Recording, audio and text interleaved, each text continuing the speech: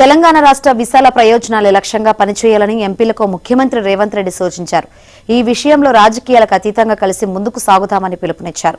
నీటిపారుదల ప్రాజెక్టులు, మౌలిక వసతుల అభివృద్ధికి సంబంధించి కేంద్ర ప్రభుత్వం నుంచి అవసరమైన అనుమతుల సాధనపై ప్రత్యేక దృష్టి సారించాలని కోరారు.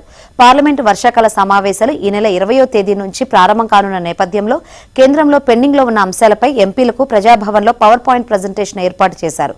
హైదరాబాద్లో ఐఐఎం ఏర్పాటుకు కేంద్ర ఆర్థిక శాఖ అనుమతి అవసరమన్న రేవంత్ ఇందుకు కేంద్ర ఆర్థిక మంత్రి నిర్మలా సీతారామన్ కలిసి విజ్ఞప్తి చేయాలన్నారు. ఆర్ఆర్ఆర్ ఉత్తర భాగంలో 95% భూసేకరణ పూర్తయిందని, ఆ పనుల ప్రారంభానికి దక్షిణ భాగం ఆర్ఆర్ఆర్ భూ సేకరణకు కేంద్ర కేబినెట్ ఆమోదం తెలపాల్సి ఉందన్నారు.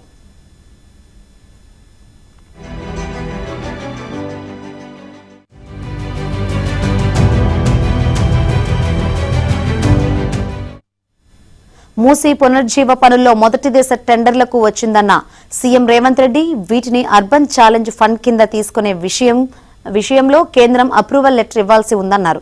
ఇందుకు కేంద్ర మంత్రి మనోహర్ లాల్ ఖట్టర్ను కలిసి విజ్ఞప్తి చేయాలని ఎంపీలకు సూచించారు. రాష్ట్ర ప్రయోజనాల లక్ష్యంగా కేంద్ర ప్రభుత్వానికి సహకరిస్తున్నామని తెలిపారు.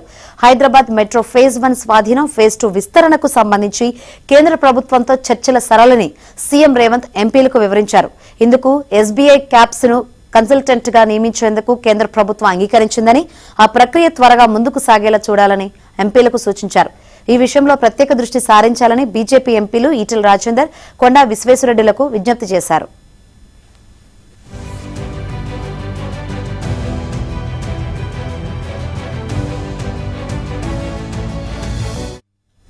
గోదావరి, కావేరీ నదుల అనుసంధానంలో భాగంగా గోదావరి నుంచి నాగార్జున